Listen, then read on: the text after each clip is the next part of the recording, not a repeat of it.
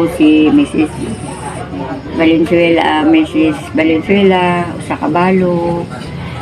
Natawo to December 25, 1950. May edad na ako karon 71 na.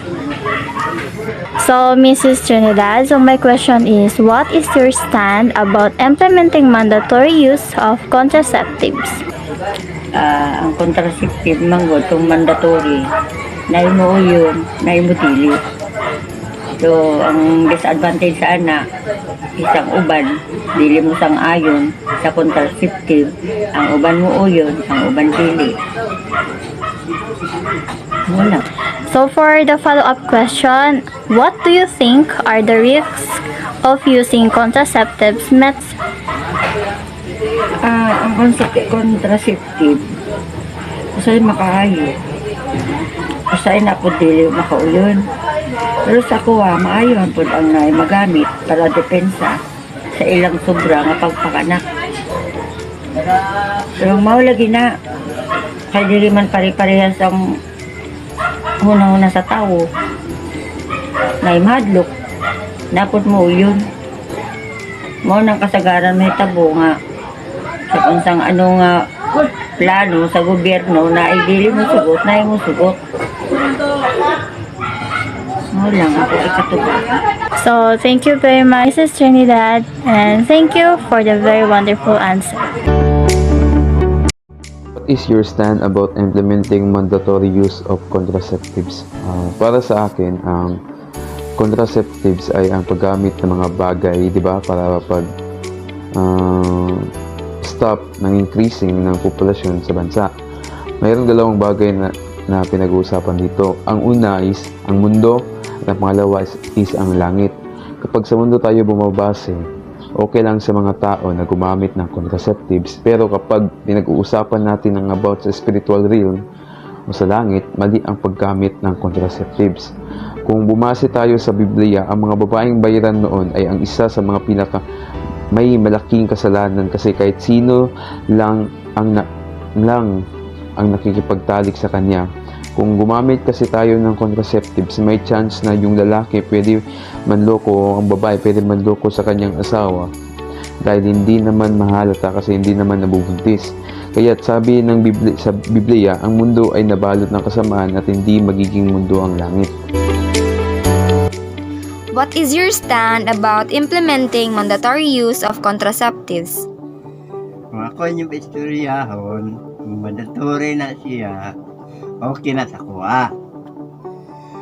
O dili ta mag-anak og anak. O natay family planning. Okay na sa kuha. Para masinso ta. So for the follow-up question, what do you think are the risks of using contraceptive methods?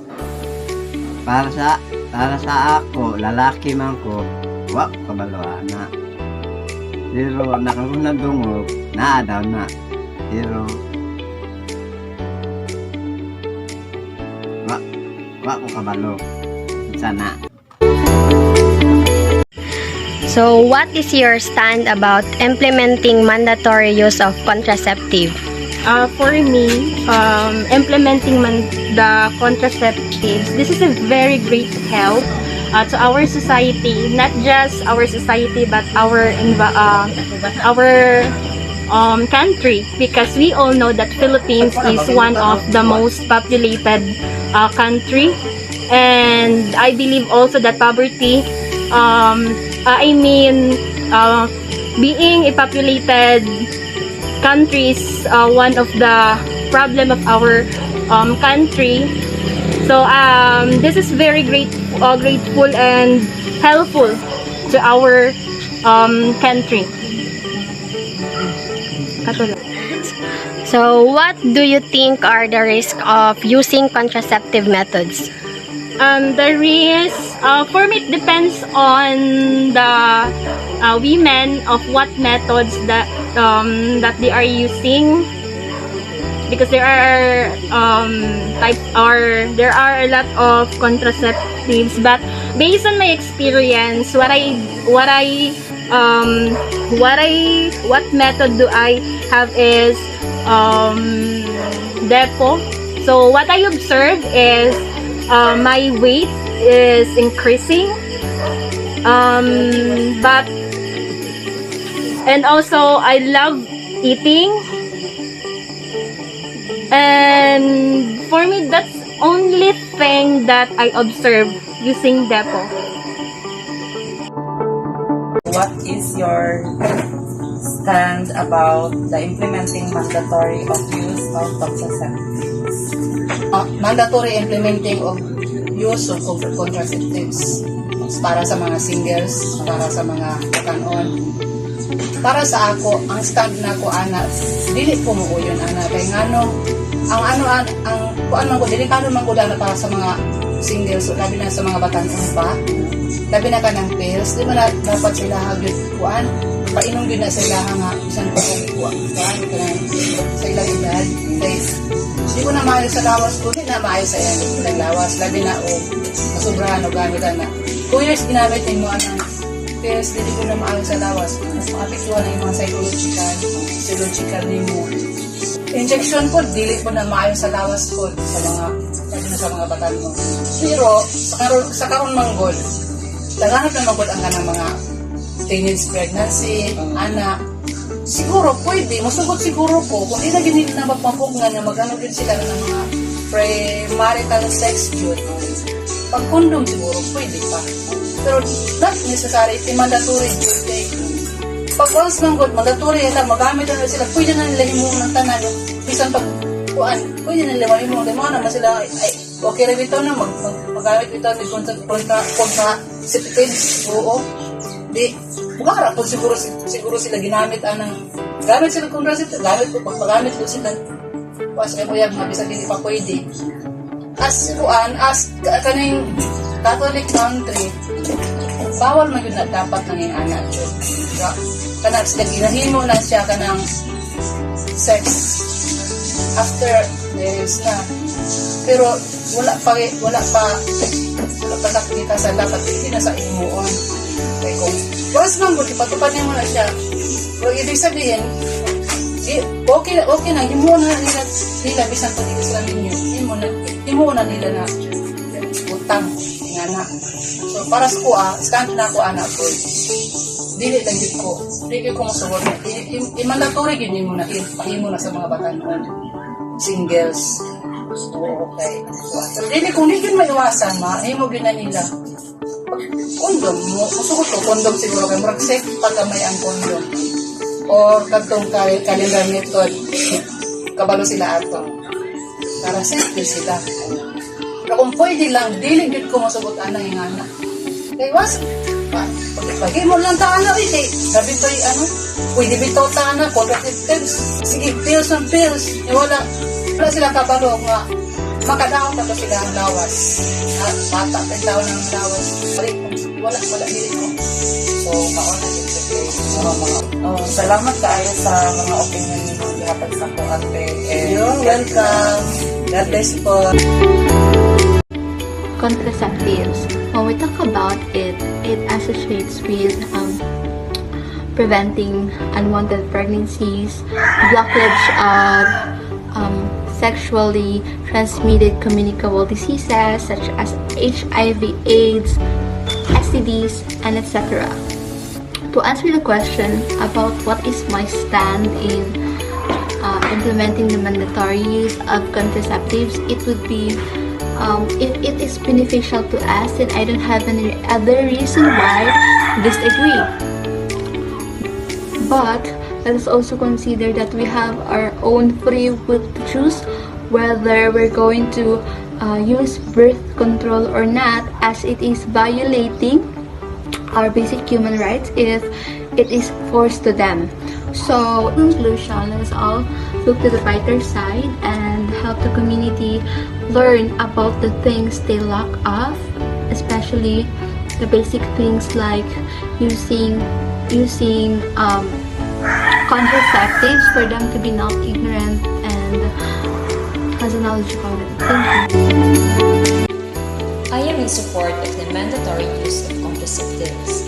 Though it has its obvious benefits, the use of contraceptives may go beyond the usual perception of people, which is it is only used for birth control. My elder sister is using contraceptives because it regulates her menstrual cycle, which happens to be her primary problem, knowing that she has PCOS. It can also lessen pain during periods as well as hormonal acne, though others' perception may run about using contraceptives as a way to not bear a child. Using it may help to lessen the problems of overpopulation, teenage pregnancy, and irresponsible parenthood. There are people who wanted to have a kid right when their body is ready to bear a child. And one of the great things about the birth control pill is you can get pregnant right after you start taking it. In my opinion, it's good. It's fine. It's great. Into some level of cases, it's not really for everyone per se.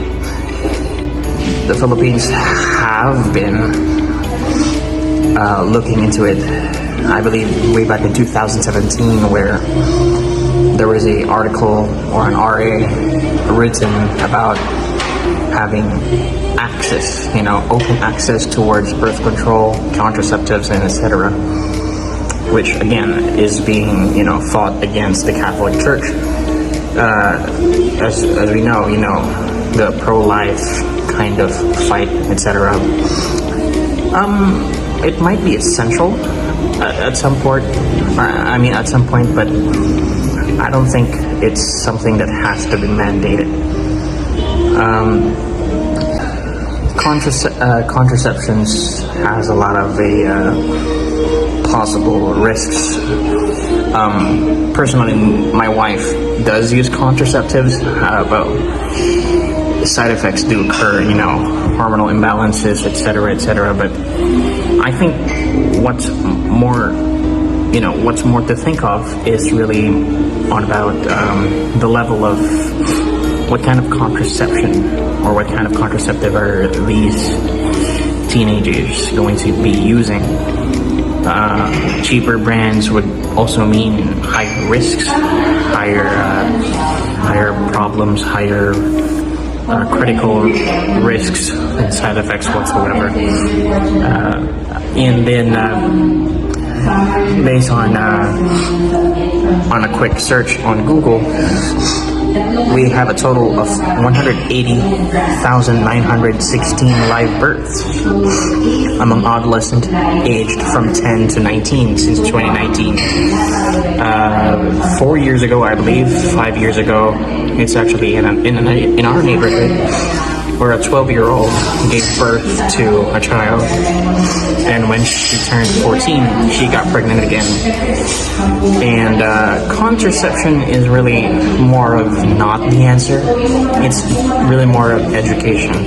It can be mandatory, yes, but without educating the young people as how our reproductive system works, how our access to these as well are kind of open, and to our knowledge if it's risky or not. It's something to think about before doing these kinds of acts or things. Our question is, what is your stand about implementing the mandatory use of contraceptives?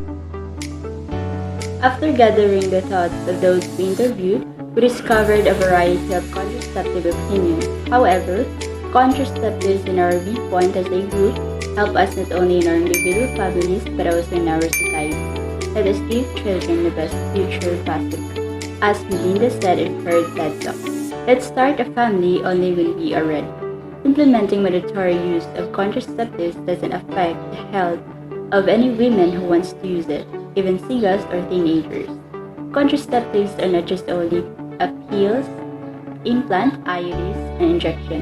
Besides, condoms are one of the types of contraceptives that is always been used by many, especially teenagers, when having premarital sex. However, it does not mean that we approve of teenagers having premarital sex. Most of contraceptives are 99% effective in that diaphragm, morning after pill, and condom. The main goal of making contraception mandatory is to prevent unwanted pregnancy, reduce our overcrowded country's population, and save babies from possible abortions and poor treatment, as well as the risk of various reproductive cancers. Contraception can also be used to treat a variety of menstrual symptoms and difficulties. In addition, contraceptive also prevent the spread of sexually communicable diseases such as HIV and AIDS. Also, use of contraceptives should accompany with responsibility and education. Without proper knowledge and sense of understanding and responsibility, it will be all come to waste. Let us band together, aid one another, and save lives.